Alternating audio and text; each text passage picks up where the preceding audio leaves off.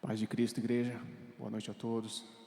Iniciando aqui o último estudo bíblico do ano de 2024, finalizando com um tema que tem a ver com a data em que esse estudo está sendo gravado, em que nós estamos aqui justamente no dia 20 de novembro de 2024, um momento em que a gente acabou de desfrutar de um feriado novo, embora existisse uma data específica para celebrar a chamada Consciência Negra, a partir de um projeto do ano de 2023, foi oficializado que a partir de agora, 2024, o dia 20 de novembro, seria declarado feriado nacional.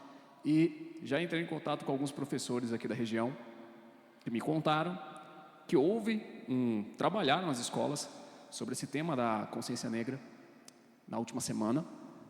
E aí eu fiquei pensando,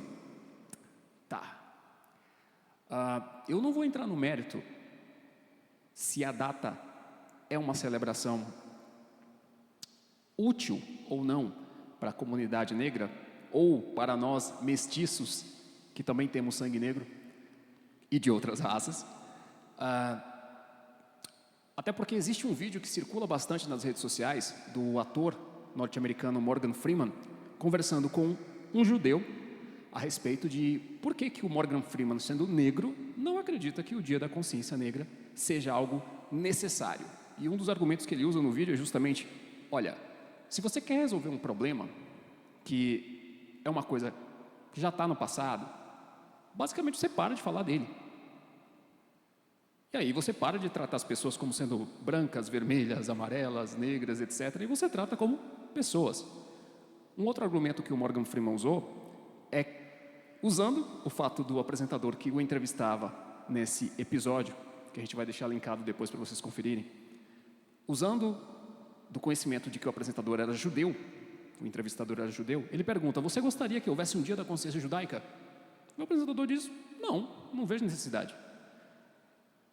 Então é basicamente um questionamento que a gente poderia pensar, mas eu não quero levar tão a ferro e fogo essa questão, porque, vamos pensar um pouquinho. 3 temas a gente precisa trabalhar biblicamente para poder entender o que a nossa fé diz a respeito de racismo. Eu só quero aproveitar a data.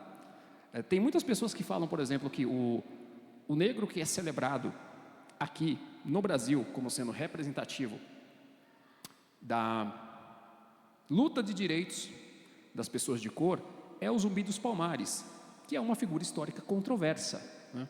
Não sei se vocês sabem, Zumbi também tinha escravos, ele sendo um escravo fugitivo, ele tinha escravos. Isso parece uma coisa meio estranha, mas acontece. Foi traído também por um dos seus comparsas do Quilombo dos Palmares, e às vezes, quando eu era pequeno, pelo menos, o pessoal tentava trazer uma espécie de cristologia na figura de Zumbi, assim como a gente observa que dentro de espectros políticos as pessoas tentam colocar seus políticos de estimação como uma espécie de figura messiânica, sabe?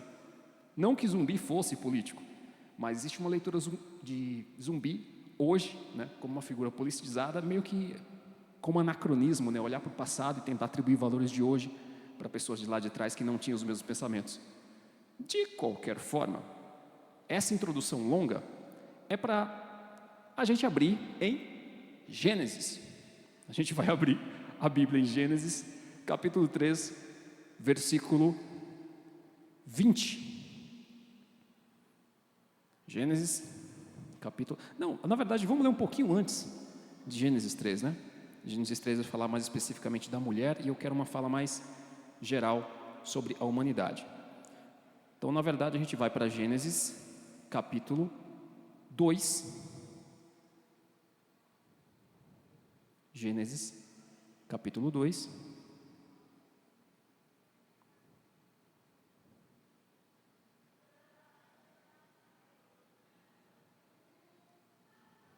Fechamos qual é o versículo? Versículo 7. E então, o Senhor Deus formou o homem do pó da terra e soprou em suas narinas o fôlego de vida, e o homem se tornou ser vivente. Aqui a gente vai pular para o versículo 21. Então o Senhor Deus fez o homem cair em sono profundo e, enquanto este dormia, tirou-lhe uma das costelas, fechando o lugar com carne. Com a costela que havia tirado do homem, o Senhor Deus fez uma mulher e a trouxe a ele. Disse então o homem: esta sim é osso dos meus ossos e carne da minha carne. Ela será chamada mulher, porque do homem foi tirada. Por essa razão deixará o homem seu pai e sua mãe, se unirá à sua mulher, os dois serão uma só carne. Para onde a gente vai a partir dessa leitura? A gente vai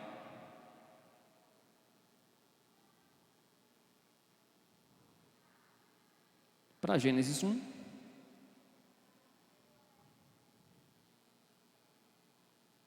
e a gente lê aqui no versículo 27 o seguinte: criou Deus o homem à sua imagem, a imagem de Deus o criou, homem e mulher os criou. E aqui cabe a gente trazer um pensamento bem rapidinho, que vem da lógica, em que nós fazemos uma diferenciação entre todos os exemplares contados indutivamente de um grupo, de um coletivo, e o termo todo enquanto essência. A gente trabalhou isso um pouco quando falamos das comparações entre o livro de Gênesis e os livros de João, e também no estudo a respeito de como o cristianismo enxerga a ideologia LGBT quando entramos no problema das essências, né? Em como que você enxerga algo e sabe que aquela coisa é o que ela é e não qualquer outra coisa que você chame, porque você pode chamar uma coisa pelo nome errado. Qual que é meu ponto aqui? O ponto aqui é o seguinte: homem, assim como todo e todos, vai cair em uma categoria. Se todos exige que eu conte todos os elementos de um conjunto indutivamente, e todo diz respeito a uma essência, homem, enquanto essência, diz respeito à humanidade e não a contagem de todos os homens do sexo masculino. Então, quando a Bíblia fala que Deus criou o homem à sua imagem e semelhança, querendo trazer o máximo de clareza possível, eu imagino, o autor, ele complementa: homem e mulher os criou. Então ele usa o primeiro termo de homem como essência e usa a explicação de que, olha, para ninguém chegar aqui com uma conversinha fiada dizendo que só o homem foi feito em imagem de Deus, é homem e mulher, tá? Homem e mulher os criou. Dito isso, existe uma doutrina dentro do cristianismo que ela é conhecida, mas ela é pouco estudada e ela é pouco analisada em suas consequências. Ideias têm consequências. Essa doutrina se chama doutrina do imago Dei, ou, para a gente trazer para o nosso idioma português, porque imago Dei é latim, imago Dei é doutrina da imagem de Deus, a imagem de Deus em nós. Em que sentido o ser humano é a imagem e semelhança de Deus? Essa é uma questão que diz respeito à essência, não é uma questão que diz respeito à aparência, e não é uma questão para ser contabilizada matemática, estatística ou indutivamente. Você não está dizendo que todos os homens, universalmente, têm os atributos de Deus, e você também não está dizendo que não existe nenhum atributo divino que também esteja em algum grau análogo no ser humano. Então vamos lá. Nós não podemos nos tornar Deus, mas nós temos identidade, personalidade, vontade, intelecto. Nós temos uma série de características que dizem respeito à figura divina, porque a gente entende que a causa é maior que o efeito. Então quem começa todas as coisas precisa ter em si a propriedade que ele vai causar, certo? Não vou entrar aqui no mérito de coisas como, mas será que você consegue criar algo que tenha alguma propriedade maior do que a de você mesmo? Porque vai entrar naqueles probleminhas meio cabeludos, né? Eu lembro, por exemplo, de a gente estudando alguns tópicos de teologia e filosofia, o pessoal inventa de trazer aquela pergunta até um pouco infantil, né? Deus seria capaz de criar uma pedra que ele não pode levantar? E eu acho que a melhor resposta para essa pergunta é, cara, eu acho que Deus nunca parou para pensar nisso. Porque avaliemos, O homem consegue criar máquinas que são mais rápidas ou mais fortes que ele para fazer algumas coisas. A gente crê que Deus pode fazer todas as coisas. Qual é a consequência lógica disso? Não sei. Porque isso teria que ser uma coisa para ser validada indutivamente a partir da experiência e não a partir de dedução. A gente não sabe quais são os limites de fato do poder de Deus. A gente sabe quais são os limites do nosso pensamento. E a gente sabe quais são os nossos limites até certo ponto, até aparecer alguém e de repente quebrar esses limites, né? Então, não me parece que seja uma questão tão importante. Me parece que a questão importante aqui é a seguinte: imagem de Deus. Imagem de Deus em que sentido? Em essência, tá? Mas qual seria a essência do ser humano? A gente entende que a essência do ser humano é justamente a sua humanidade. A humanidade, ela vai ter componentes que são mais essenciais e componentes que vão ser mais acidentais. Estou usando uma linguagem filosófica de propósito. O homem, ele é essencialmente racional, ele tem uma identidade e ele tem uma vontade. Vamos deixar esses 3 elementos para ficar bem baratinho. O que é acidental no homem? O pecado é acidental, porque você não era obrigado a pecar, mas as pessoas pecaram.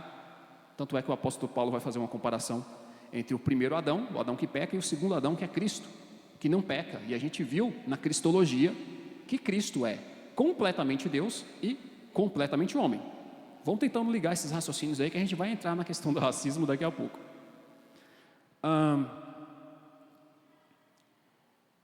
O racismo normalmente tem a ver mais com diferenças que nós estabelecemos entre as pessoas por aparência, não é verdade? Eu me lembro que alguns anos atrás o professor Edmilson, ele pediu minha participação em um momento em que a escola estava gravando vídeos de várias pessoas falando a respeito de como é que seria a questão do racismo no Brasil. O recorte era nosso, tá? Nacional. E eu me lembro que eu até gravei um vídeo com a ajuda da minha então noiva, hoje minha esposa, falando basicamente o seguinte: eu acho muito estranho que as pessoas digam que o Brasil é um país racista, justamente porque você não encontra em nenhum outro lugar do mundo o grau de miscigenação que a gente encontrou aqui. Você não vê as pessoas fazendo mimimi, por exemplo, se, sei lá, um negro casa com uma ruiva, uma branca casa com um negro, uma negra casa com um branco e por aí vai. E a gente vê que nosso sangue, ele é mestiço, nossas cores são as mais variadas. Eu, por exemplo, tenho 2 bisavôs negros, dos 2 lados da família, tanto de pai como de mãe. E todos casados com mulheres brancas. Então, tem alguma coisa estranha em tentar descrever o Brasil como um país racista. O que as escrituras têm a ver com isso? Tem a ver com, se a gente não entender muito bem a doutrina do Imago Dei, você vai começar a dividir as pessoas em grupos, em categorias artificiais, e vai achar que alguma categoria tem mais imagem de Deus do que a outra. Percebe o tamanho do problema? Vamos com calma. O tema de hoje, o título desse estudo é A Doutrina do Imago Dei, o problema do racismo e a pseudociência do conceito de raça. Repetindo, a doutrina do Imago Dei, o problema do racismo e a pseudociência do conceito de raça. Hoje, nós temos alguns debates se o racismo seria uma coisa sistêmica ou seria uma coisa estrutural. Vamos trazer aqui a diferenciação dos termos. Estrutural normalmente tem a ver com o pensamento esquerdista, que diz que a base do racismo é a estrutura da sociedade capitalista. Então, o capitalismo seria um efeito do racismo. Então, para acabar com o racismo, tem que acabar com o capitalismo. O que é uma falácia, porque o racismo, ele é anterior até ao mercantilismo e às grandes navegações, quando o capitalismo nem sequer era uma ideia, quando Adam Smith sequer tinha nascido. Então, você não pode atribuir a causa de um fenômeno a algo que é posterior ao fenômeno. Seria como você, sei lá, dizer que a causa de você ter nascido é seu filho, sendo que seu filho veio de você, né? É uma coisa meio absurda. E tem a ideia de racismo sistêmico, que aí já é um pouquinho mais palatável, inclusive para o cristão, porque nós entendemos que nós não devemos nos conformar com este mundo, né? Justamente porque se conformar é manter a forma do sistema. E existe um sistema que, de fato, ensina racismo. O que eu vou tentar trazer aqui para vocês hoje é que esse sistema, na verdade, se chama escola pública. Tá? Vamos com calma. Façamos o seguinte. Vamos abrir a Bíblia em 1 Coríntios 15:45, porque a gente vai usar algumas referências bíblicas aqui para justificar esse pensamento, essa reflexão. Novo Testamento, 1 Coríntios 15:45. 1 Coríntios 15:45. Diz o seguinte: o primeiro homem, Adão, tornou-se um ser vivente. O último Adão, espírito vivificante. E agora sim, a gente volta lá para Gênesis, capítulo 3 e 20, né? Capítulo 3, versículo 20. Adão deu à sua mulher o nome de Eva, pois ela seria mãe de toda a humanidade. Daqui a gente vai pular para Atos 17, 26, onde a gente lê que Deus fez de um homem todas as nações para habitarem toda a terra. Normalmente, quando a gente fala de racismo, o racismo tem a ver com algum efeito relacionado à raça. Quantas raças humanas existem? Alguém sabe dizer? Quantas raças humanas existem? Uma raça humana. Como é que a gente vai justificar esse pensamento? Biblicamente falando, a gente justifica esse pensamento com a historicidade de Adão e Eva. Biblicamente falando. Para alguém que não crê que a Bíblia seja a palavra de Deus, existe uma justificativa que a gente possa utilizar que não seja a historicidade das Escrituras? Até tem. Veja, por exemplo, alguns de vocês são muito jovens para saber disso, mas lá no ano 2000 foi feito um projeto chamado Genoma Humano. Basicamente, eles pegaram o DNA do ser humano e eles tentaram sequenciar todos os genes que tinha lá para saber qual que fazia qualquer coisa, né? Qual que era responsável, por exemplo, por formar cor de pele, cor de cabelo, qual que gerava tal doença, qual que gerava câncer. Eles foram sequenciando. Isso é um trabalho muito longo, muito demorado, que já tinha começado muito antes do ano 2000 e que ele terminou no ano 2000. E a partir do sequenciamento do genoma humano, os cientistas declararam que havia apenas uma raça, a humana, porque todas as variantes saudáveis e não saudáveis de seres humanos correspondiam à mesma genética. Não é como se você tivesse, por exemplo, um macaco que virasse uma pessoa ou um sapo que virasse uma pessoa. Eu lembro que na época eles até faziam algumas comparações. Olha, o genoma humano, ele na verdade é mais parecido com o de ratos do que com o de macacos. O pessoal da teoria da evolução deve ter ficado com a pulga atrás da orelha na época. Mas assim, resumo da história. DNA de um negro, de um branco, de um índio, de um asiático, de um brasileiro mestiço. É tudo DNA, ele funciona pelas mesmas regras, pelas mesmas leis, tem a mesma estrutura, são propensos às mesmas doenças, embora algumas apareçam mais em algumas populações do que em outras, mas é uma raça só. Então nós temos aqui um momento em que a ciência, muito atrasada, acabou se encontrando com o conceito bíblico de que nós somos apenas uma raça. Agora, talvez vocês perguntem, aqui em Bipitanga a gente conhece casos de várias comunidades em que antigamente havia casamento entre parentes próximos e você via que filhos às vezes nasciam com algum tipo de deficiência.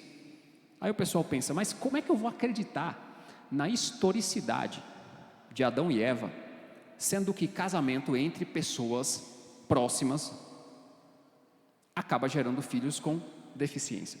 Primeiro que isso não é uma regra, tá? Isso costuma acontecer a partir na maioria dos casos pelo menos, a partir do segundo filho e não do primeiro. E se você for pensar que o pecado, como a gente já estudou quando a gente fez o estudo de Gênesis, ele não é só uma questão moral, mas ele é uma questão que alterou a estrutura da realidade. É esse que é o credo cristão. A gente pode supor, deduzir, inferir probabilisticamente que o pecado alterou nosso DNA não no sentido de nos tornar outra coisa, mas de estragar a matriz. Então você pega, por exemplo, quem são os cristãos que defendem a historicidade de Adão e Eva? Com certeza não são os cristãos que creem em evolução. Talvez os irmãos não saibam. Tem alguns cristãos que eles creem que Deus criou a humanidade, tudo, o céu, a terra, o universo, ao longo de milhares e milhares e milhões de milhões de bilhões de bilhões de anos, num processo completamente lento de tentativa e erro, até que as coisas se tornaram o que são e que a história de Adão e Eva não seria histórica, seria metafórica em algum sentido, né? Tentando mostrar que nós, enquanto seres conscientes, cometemos coisas que vão contra a natureza, contra a realidade, contra a vontade de Deus. E qual que é o problema disso? O problema disso é que se não tem pecado original, historicamente falando, quando a gente estudou sobre Kierkegaard, a gente viu que a história, ela só faz sentido se houver pecado e redenção, se não é qualquer outra coisa menos história. Se nós não temos a historicidade do pecado original, do primeiro homem e da primeira mulher, então para que a gente precisa de Jesus? Para perdoar, para remir, para justificar nossos pecados. A gente vai ser salvo de quê? De nada. Jesus se torna algo espiritualmente inútil. Eles podem até justificar Jesus como um mestre moral, como alguma outra coisa, mas não como Salvador. Esse é o tamanho do problema. Então, nós que somos cristãos, eu particularmente, eu defendo a ideia da historicidade do Gênesis, e eu defendo a ideia de que a Terra, ela é muito mais jovem do que parece. No último estudo que fizemos, eu mencionei que a história é uma coisa um tanto quanto nebulosa e suspeita, né? Já que a gente só tem acesso a poucas coisas para tentar reconstruir o que aconteceu no passado, e porque muitas vezes a gente não liga muito com o passado para poder estudar as origens das coisas. Tenta fazer uma árvore genealógica da tua família e você vai ver o que eu estou falando. Mas se o posicionamento cristão mais tradicional, mais coerente, pelo menos na minha visão, é de que Adão e Eva são históricos, que o pecado é histórico, que Jesus é histórico e que necessariamente o pecado alterou a estrutura da realidade, a gente pode supor que a princípio esses casamentos entre irmãos, que Caim provavelmente deve ter casado com uma irmã, Abel com uma irmã, Sete com uma irmã, provavelmente eles não tinham de imediato os mesmos tipos de doença que nós temos hoje, assim como se você pegar um livro, tirar uma xerox dele e tirar uma xerox da primeira xerox, ainda sai bonitinho, ainda sai claro. Aí você vai, tira outra xerox da xerox, aí xerox da xerox da xerox, xerox da xerox da xerox da xerox. Vai chegar um ponto que o negócio vai ficar distorcido, vai ficar escuro, vai ficar borrado. O processo de degradação dos genes humanos, ele probabilisticamente deve ter sofrido uma, eu vou usar um termo aqui por falta de um melhor, tá? Uma erosão ao longo do tempo. Ele estragou ao longo do tempo. Se vocês forem observar biblicamente, a gente tem lá em Levítico 18, 6, uma proibição entre casamentos dentro de famílias, sabe? Essa questão de você casar com um parente próximo, ela ficou proibida em Levítico 18, 6. Que para quem acredita que a Terra é mais jovem do que os cientistas dizem, seria aproximadamente 2.500 anos após a criação. Isso se a gente contar as genealogias judaicas, tudo bem, é um dado aproximado, a gente sabe que genealogia às vezes pulava alguma geração, que normalmente era contado só da parte masculina, enfim, não vou entrar nesses detalhes. Mas, normalmente, dentro da visão de que a Terra é mais jovem, a gente pode usar esse dado como um valor de referência, né? Então, cerca de aproximados 2.500 anos após Adão e Eva, a gente tem uma proibição dos casamentos entre pessoas consanguíneas.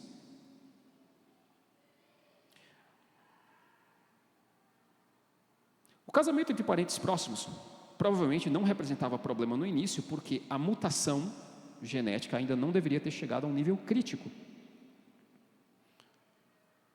Beleza, a gente está falando de Adão e Eva, de genética. Para onde que essa conversa vai? Porque é pela genética que você consegue mapear quais são as diferenças de características das pessoas. Todo mundo aqui tem uma característica que puxou do pai, uma característica que puxou da mãe. Às vezes você parece mais com um dos dois, às vezes você tem uma doença que um tem e o outro não tem, às vezes você é um meio termo entre eles, né? A gente vê isso bastante quando o pai é muito grande, a mãe é muito pequena, ou quando um dos dois é muito mais escuro que o outro, aí o filho fica mais ou menos no meio termo, né? Pelo menos em geral é assim. Tem algumas exceções. Por exemplo, a gente vê que em alguns casos mais raros, você pode ter um negro casando com uma branca e os filhos nascerem brancos. Não é o costumeiro, mas às vezes acontece. A gente também vê que tem uma certa tendência que quando um asiático, olhinho puxado, ele casa com uma pessoa de qualquer outra etnia, na maioria das vezes, não em todas, mas na maioria das vezes a criancinha vai nascer com traços asiáticos, né? Tem esses detalhes na questão genética. Se existe só uma raça humana, então por que as pessoas usam o termo raça quando elas olham para pessoas que têm alturas, cabelos, feições e cores diferentes? Por que esse uso? Porque dá a impressão de que realmente tem mais de uma raça, quando na verdade temos só uma. De onde é que vem isso? E aqui a gente vai recorrer novamente a um pouquinho de genética. Imagine que vamos pegar só a coloração de pele para ficar uma coisa bem rapidinha, porque isso vocês devem ter estudado em aula de biologia, tá? Se não estudaram, tem que estudar. Existem os genes que são dominantes e os genes que são recessivos. A gente sabe que a cor da pele da gente, ela vai escurecendo à medida que ela tem mais melatonina. Melatonina ou melanina? Melanina. Melatonina é do cérebro. E aí o que acontece? A gente tem uma melanina mais dominante e a gente tem uma melanina mais recessiva. Se o pai e a mãe têm a dominante, o filho nasce com a dominante. Se o pai e a mãe têm a recessiva, o filho nasce com a recessiva. Se o pai e a mãe têm uma mistura dos dois, então pode sair de qualquer jeito. Pode sair um filho mais escuro, pode sair um filho mais claro. Essas características vão criando uma matiz que vai variar entre dois polos. É por isso que quando a gente falou no estudo de Gênesis a respeito da inferência que muitas vezes é feita, de que talvez a coloração, pelo menos de Adão, tivesse a ver com seu nome, Adamá, né, que significa vermelho. Eu até brinquei e falei que Adão provavelmente era um pele vermelha. Se você imaginar que Eva, antes de ser chamada de Eva, era derivada de Adão, eu acho que o mais lógico seria fazer como o professor finado, agora no ano de 2024, Adalto Lourenço, inferiu, que Adão e Eva foram criados inicialmente como mestiços. Então existe uma inferência, tá? É uma dedução, uma probabilidade. A gente não está batendo martelo, ninguém estava lá para ver como é que era a cor deles. Mas por inferência, faz sentido que Adão e Eva tivessem cores diferentes. Se eles fossem naturalmente os dois de cores diferentes e geneticamente mestiços, contendo potencial para todas as outras pessoas virem a partir deles, significaria que seus filhos começariam a se diferenciar características físicas em todos os espectros que nós temos hoje. Assim como quando você vê um pai muito claro, um pai muito claro, uma mãe muito escura, ou um pai muito escuro e uma mãe muito clara, você vê que os filhos às vezes têm cores diferentes. E isso não é nada absurdo, gente. Isso é uma coisa que a gente vê. Às vezes você vai no sítio, aqui você vê isso, famílias, e você sabe que todo mundo é filho do mesmo pai, da mesma mãe, porque você vê os traços. Mas as colorações, os tipos de cabelo, as feições, elas têm uma variância, sabe? Por conta da miscigenação. Isso é muito claro para quem é brasileiro. Então vamos lá. O conceito de raça, de onde é que ele vem? E o que a Bíblia diz sobre racismo? Eu vou começar pelo conceito de raça. O conceito de raça, ele não é um conceito antigo. Ele, na verdade, ele começa a partir de Charles Darwin, com a teoria da evolução. E, basicamente, segundo, inclusive, pensadores evolucionistas, que é a frase de um biólogo e paleontólogo evolucionista chamado Stephen Jay Gould, né? Que ele vai dizer que antes de 1859, havia sim pessoas que tinham argumentos biológicos para justificar seu racismo. Mas depois da teoria evolucionista, esses argumentos aumentaram significativamente depois da publicação de A Origem das Espécies, de Charles Darwin, influenciando a ideia de que todas as raças humanas poderiam ser classificadas em uma escala evolutiva, a ponto de, no início do século XX, livros de biologia serem descreverem 5 raças humanas, tendo entre elas, né, os caucasianos. O que é caucasiano? Branco, tá? Sendo os caucasianos considerados o tipo mais elevado ou mais evoluído de raça. Essas ideias racistas, apoiadas pela teoria evolucionista, levaram, por exemplo, à Alemanha do Terceiro Reich, que é aquela galera que achava, olha, nós temos uma cor e um cabelo melhor do que todo mundo, então vocês todos que não têm devem morrer. Ou até se você tiver, mas você não assim, geneticamente da nossa espécie, vamos colocar assim, nossa raça, então você tem que ser eliminado. Nas propagandas nazistas era muito comum fazerem associações entre judeus e ratos, por exemplo, porque as pessoas não gostam muito de ratos, as pessoas têm nojo. Então eles tentavam fazer essa associação entre coisas nojentas e pessoas, a ponto de você conseguir enxergar outra pessoa como menos do que um ser humano. Acho que já dá para entender por que isso aqui é uma coisa que tem que ser discutida à luz do Imago Dei, né? O quanto de imagem de Deus nós temos em todas as pessoas. Porque nós temos pessoas de etnias diferentes, nós temos pessoas com pecados diferentes, nós temos pessoas com problemas físicos e mentais diferentes, né? O quanto que essa imagem de Deus ela permanece em nós. Se você for justificar, por exemplo, a partir do pensamento científico, a gente tem o Holocausto nazista. Um pensamento científico bem recente, como o Stephen Jay Gould vem dizendo, tudo a partir de 1859. Antes disso, o que nós tínhamos era mais uma questão de xenofobia do que de racismo.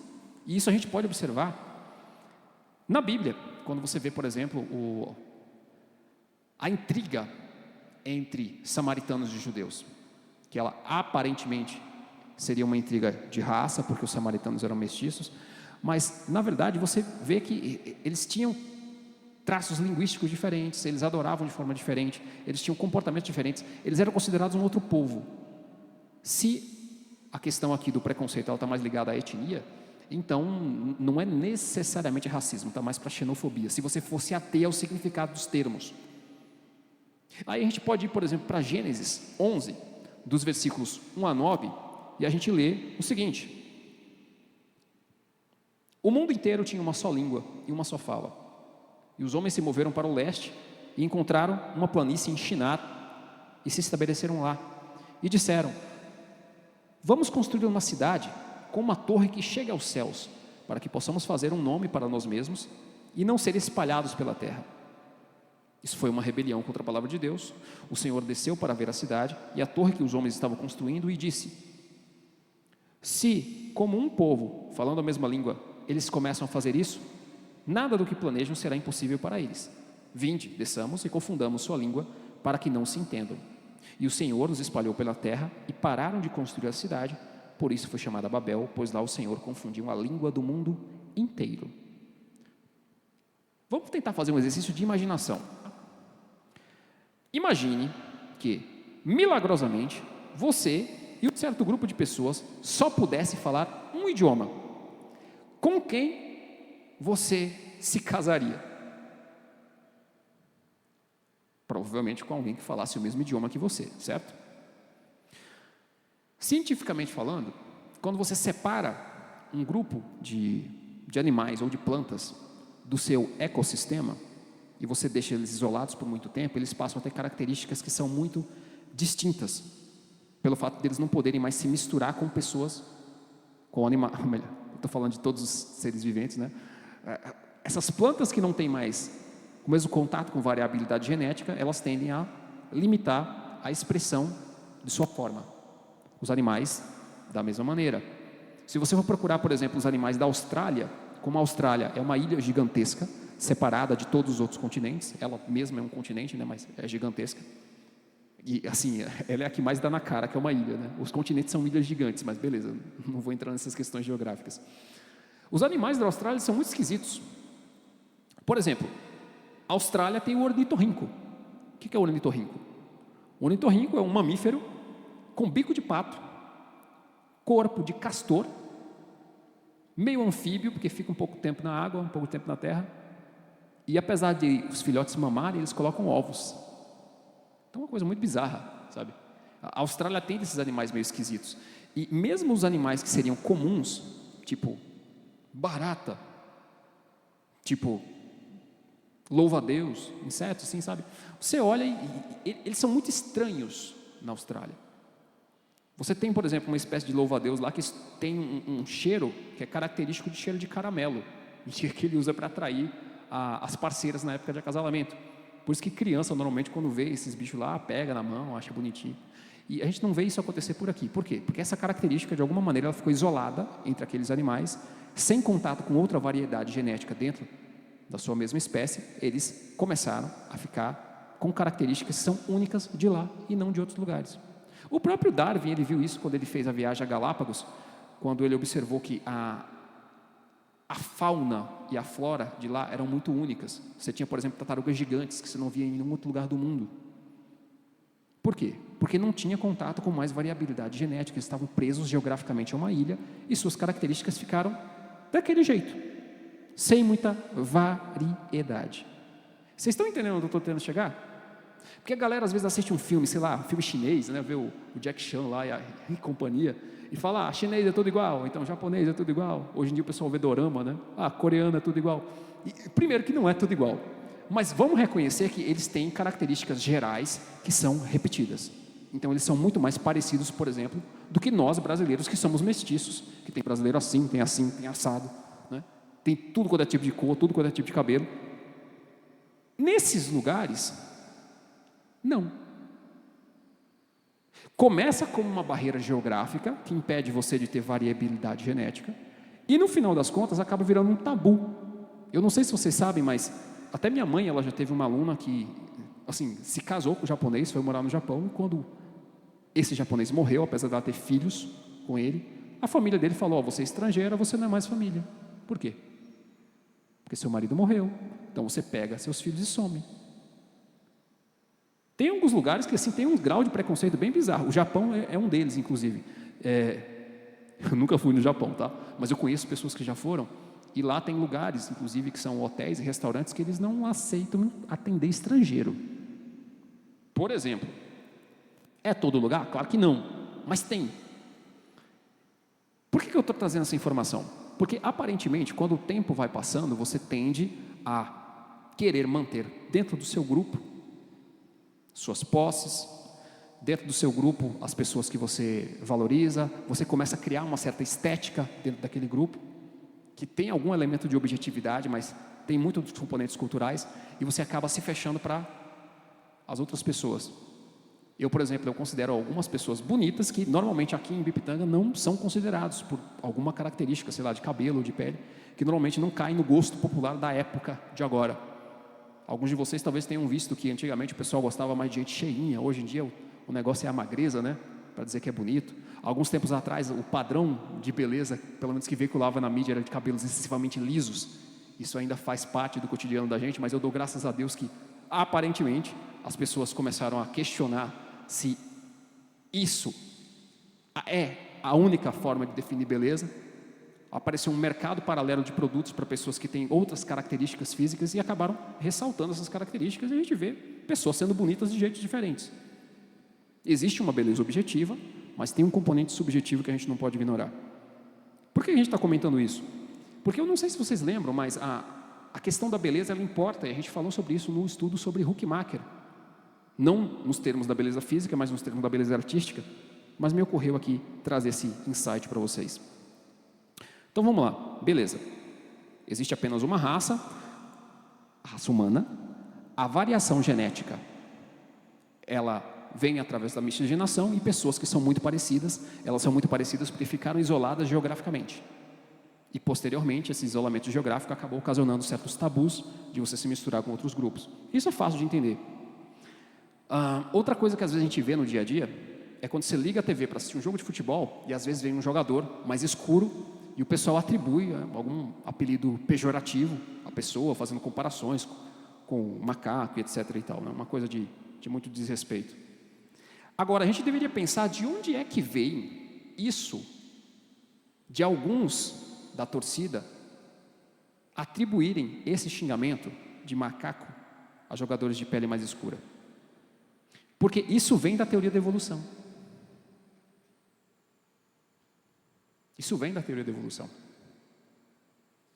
Não só no sentido de que a evolução ela diz que um ser se torna em outro ser com o passar do tempo, mas também porque muitas pessoas elas querem fazer um paralelo com a aparência física mesmo, né? A gente sabe que a maioria dos chimpanzés eles têm uma pelagem escura, a maioria dos gorilas tem uma pelagem escura, tem exceções, e aí eles vão fazendo esse tipo de associação. Tudo de muito mau gosto, inclusive. É por isso que a gente precisa voltar de vez em quando lá em Gênesis 1, 26 e 27, que eu vou ler aqui com os irmãos, a partir dessa perspectiva de tentar trazer o tema do racismo com a doutrina do Imago Dei.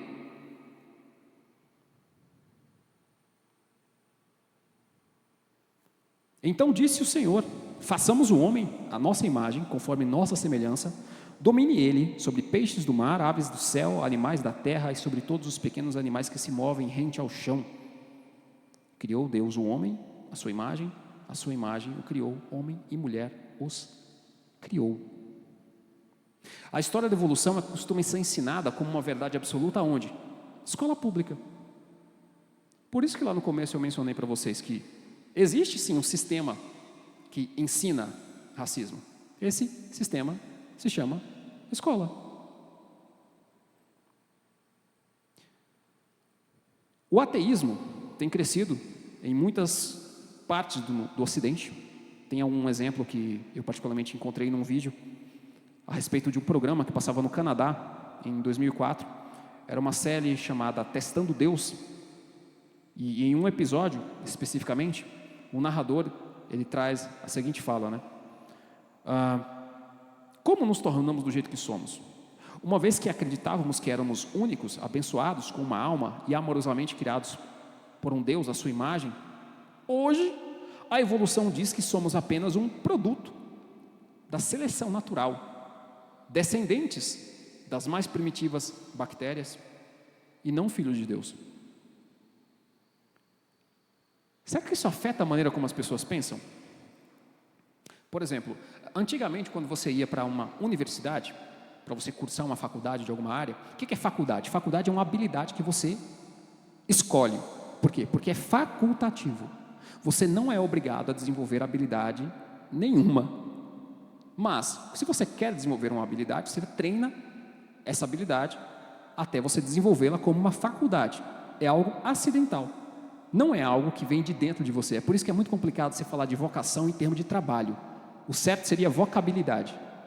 Vocação tem a ver com a integralidade da sua vida, com todos os relacionamentos que você estabelece, onde você está, o que você faz, a moral que te guia, etc. Teu trabalho é só vocabilidade. Teu trabalho é uma faculdade. Você podia estar fazendo qualquer outra coisa. Você escolheu a faculdade por quê? Porque é uma habilidade que faculta.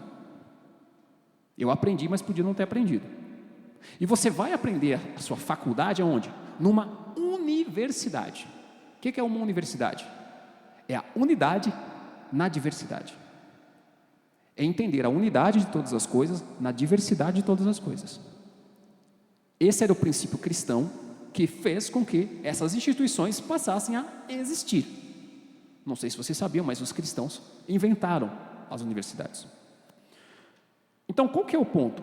Se antigamente você ia para uma universidade aprender a unidade na diversidade das coisas, isso inclusive está na Bíblia, hoje você vai para a sua universidade e você aprende que a teoria da evolução é verdadeira, que nós não somos filhos de Deus, que houve 3 grandes golpes no ego humano, que foram Freud dizendo que Deus não existe, porque todos os processos que tratam nossas culpas e problemas emocionais vêm do inconsciente, que a Terra não gira em torno do Sol, aí dizem que Copérnico, né, botou essa daí na conta dele, e que Darwin colocou em questão também a questão de a gente ser imagem e semelhança de Deus, porque a gente teria vindo só de um processo evolutivo e blá, blá, blá. Os grandes 3 golpes na cosmologia humana, na cosmovisão humana. O que é cosmovisão? É como você enxerga a realidade. Qual é o nosso lugar na realidade? Antes se tinha a Terra como centro do universo, o homem como criado à imagem e semelhança de Deus e a nossa espiritualidade no centro da nossa evolução. Quando esses 3 eventos acontecem, heliocentrismo, humanismo, lá na época da Era das Luzes, como eles chamam, né? E a partir do advento da psicologia materialista, eles estabelecem que não, a gente não precisa mais de Deus para explicar nada. Então, isso é ensinado como fato nas escolas. E isso é ensinado como fato nas universidades, nas faculdades.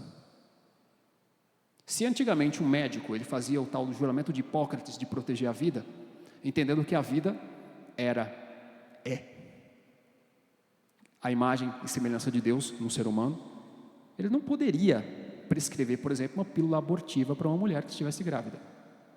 Quando você inverte a ordem das prioridades na cosmovisão,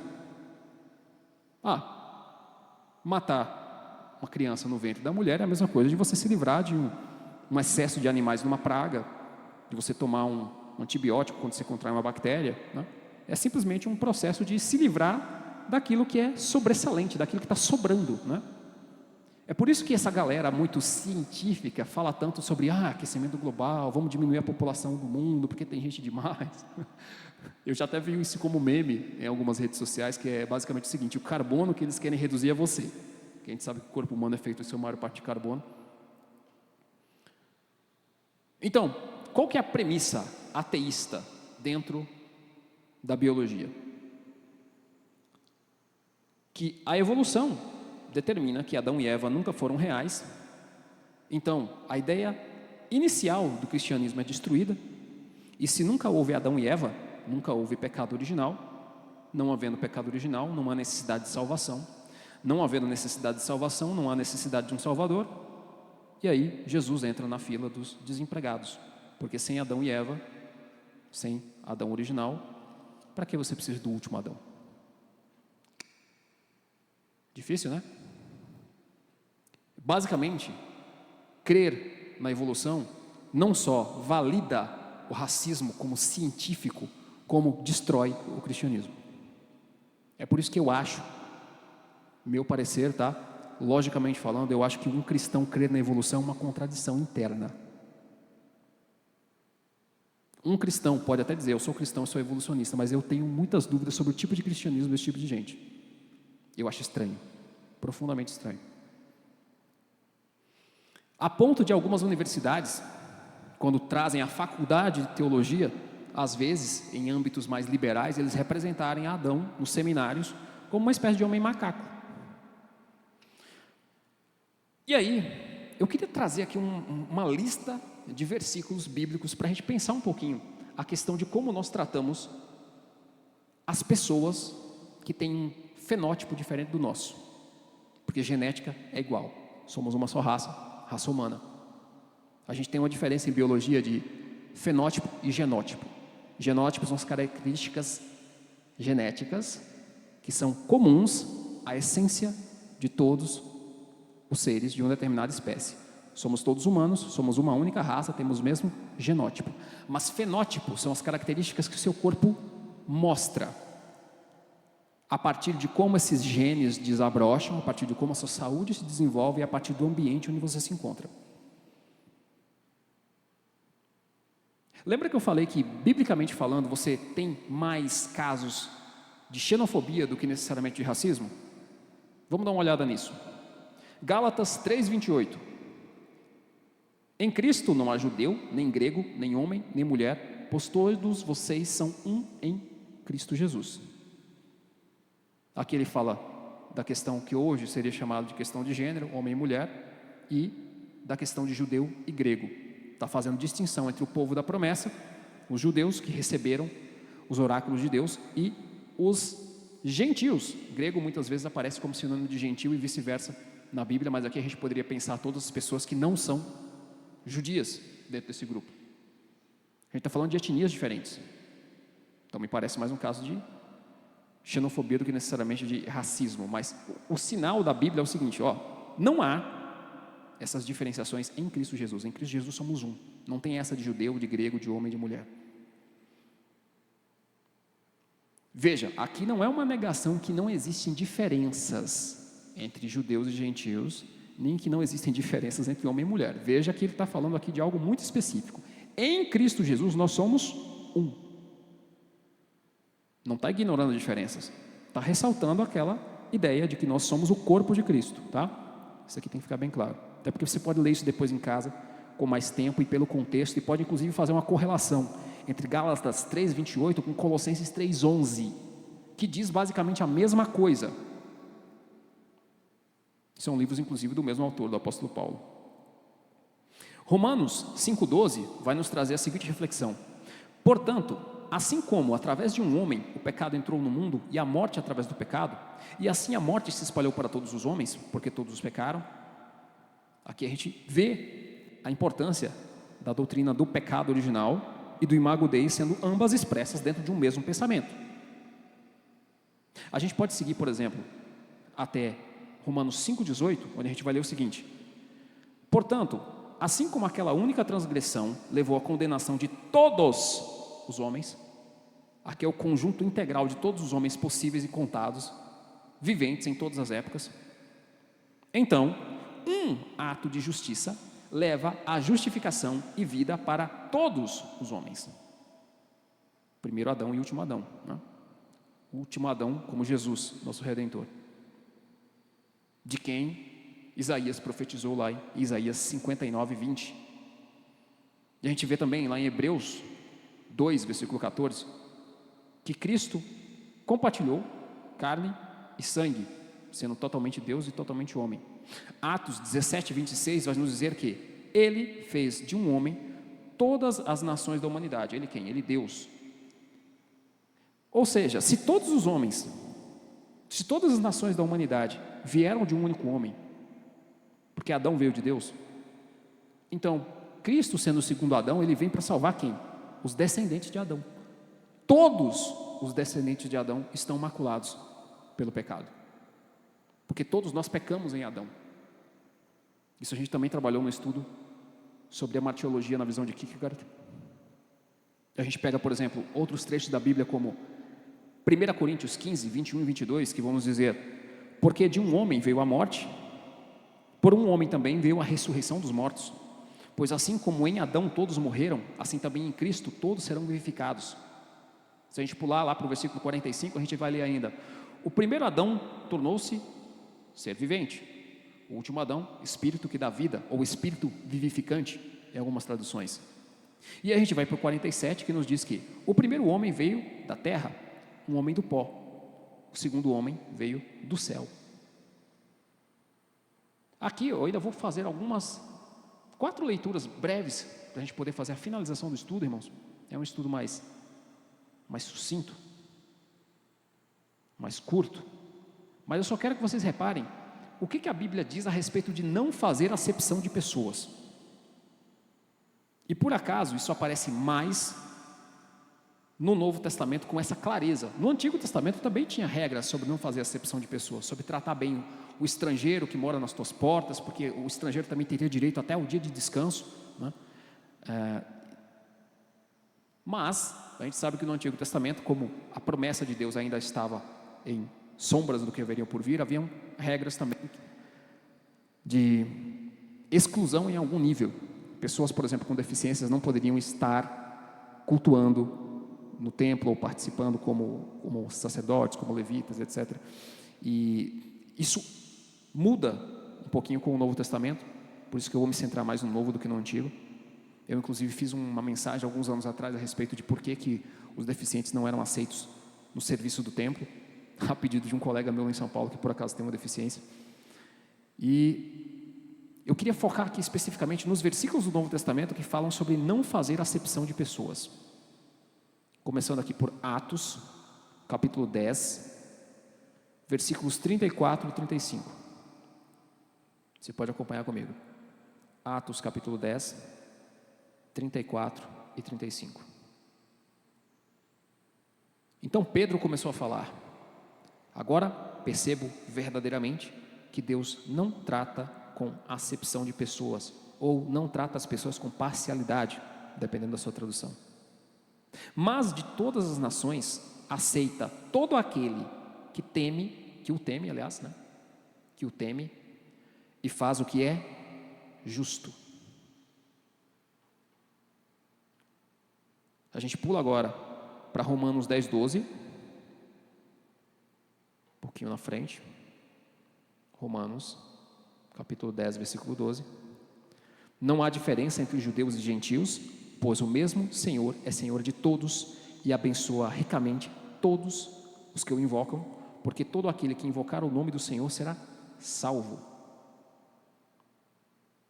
Aqui a gente vai para 1 João 4,20,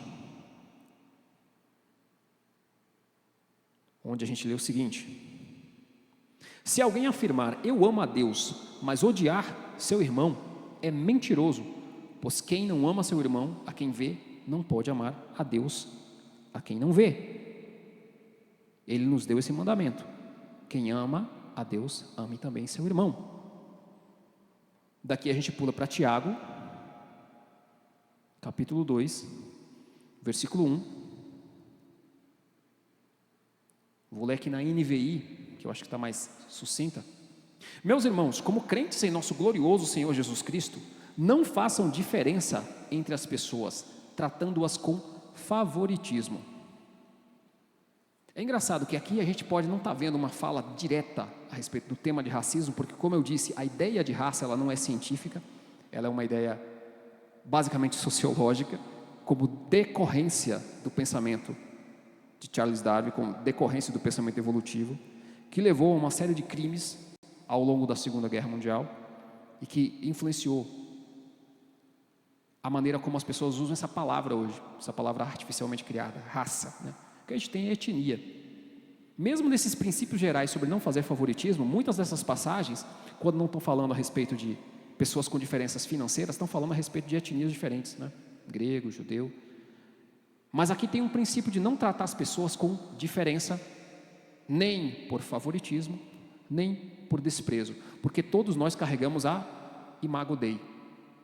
Deus criou, homem e mulher os criou, a sua imagem e semelhança os criou. Todos os homens vieram de um único homem, do Adão e de sua esposa Eva, a primeira mulher, cujo nome significa mãe de multidões, mãe de todos que viriam a existir. E existe uma necessidade para a gente reafirmar a doutrina do imago Dei a partir da visão de um Adão e Eva históricos, como uma forma, inclusive, da gente se proteger dos efeitos que a ideia da evolução ela teve ao longo da história, efeitos práticos. Eu não estou falando de coisa que a gente não sabe. Por exemplo, teve toda uma treta a respeito de se Monteiro Lobato deveria ou não ser editado no Brasil, porque apesar de ser um escritor muito famoso de literatura infantil, de ter criado o Sítio do Pica-Pau Amarelo, ele era, e a gente sabe que ele era, porque tem cartas dele, tem documentos, tem referências, de que ele era a favor da Ku Klux Klan, que é um grupo racial, extremista, pró-branco, anti-negro, que existia nos americanos, que ele queria que tivesse alguma coisa parecida aqui no Brasil. Muita gente pensa, não, essa questão aí do Monteiro Lobato é só lacração. Cara, pode ser lacração você querer mudar os livros dele por causa da pessoa que ele era, mas ele de fato era bem racista. A gente sabe, por exemplo, que aqui na América Latina teve algumas coisas engraçadas que aconteceram ao longo do tempo.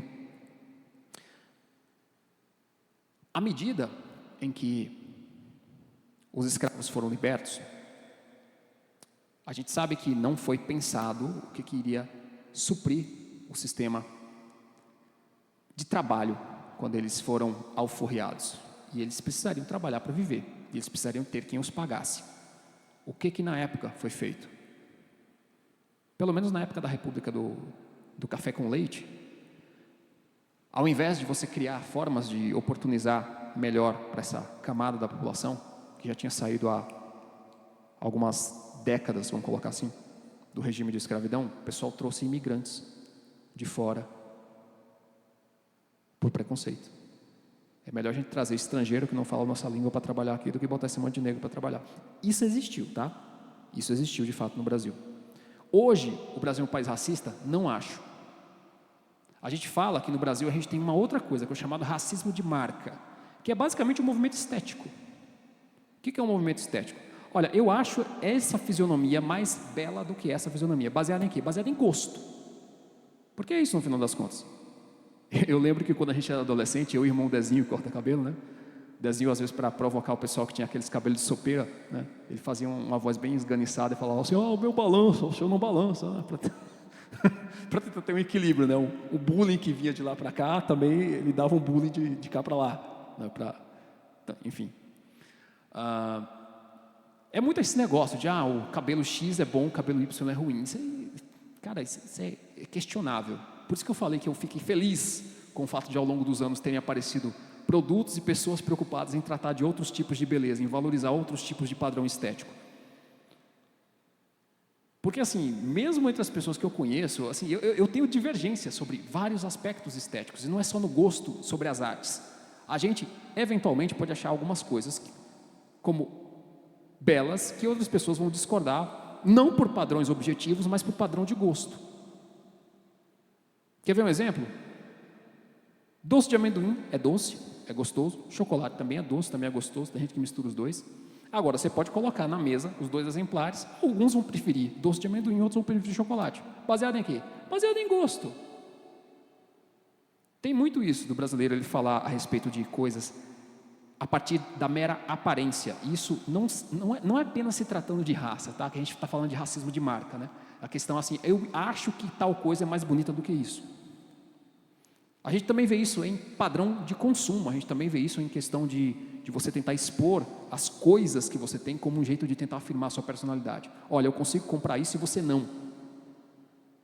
Marca. Eu acho interessante os antropólogos usarem esse termo, porque é meio assim mesmo, sabe?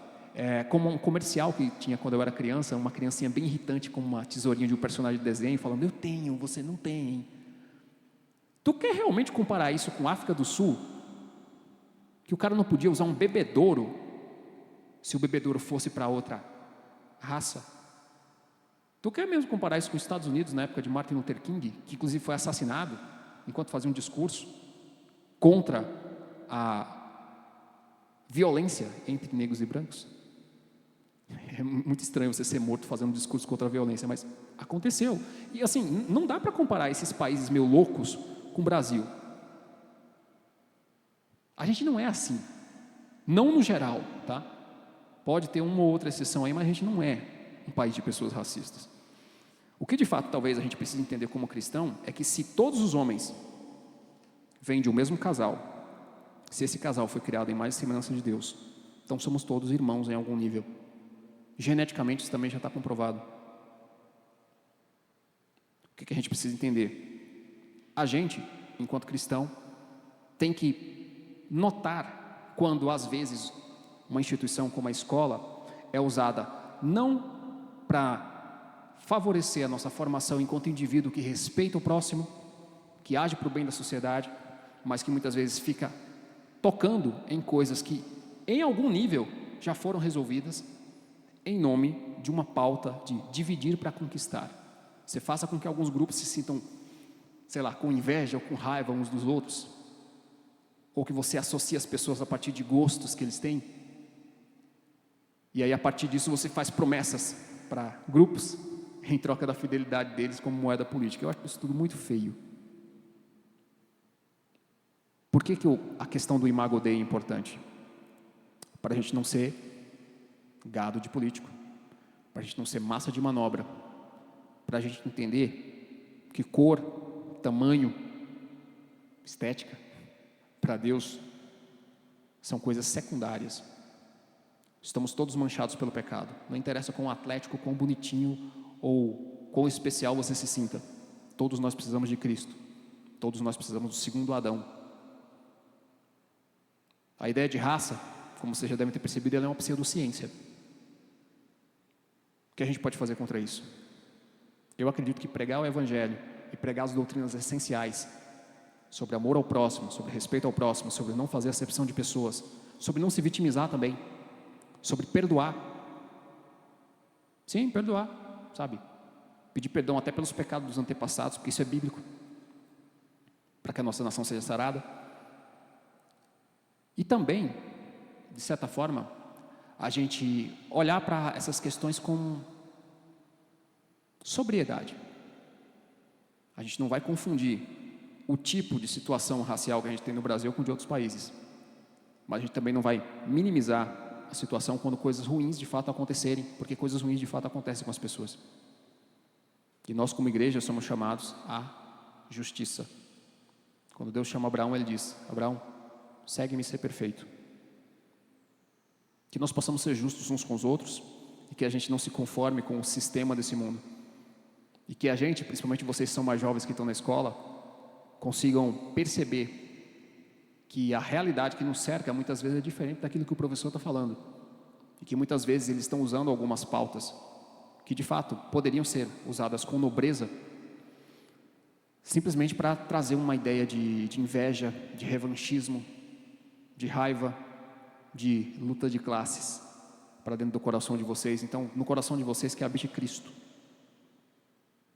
para que vocês não sejam enganados por essas ideias que percorrem esse mundão afora. Deus abençoe a todos. E a gente retorna agora, só quando as aulas retornarem, no ano que vem, não sei se em fevereiro, não sei se em março. E a gente espera que no próximo ano a gente possa ter um pouquinho mais de mobilidade, de eventos, de participação também. A gente tem algumas ideias aí para colocar em prática. Que Deus abençoe a todos. Vão na paz.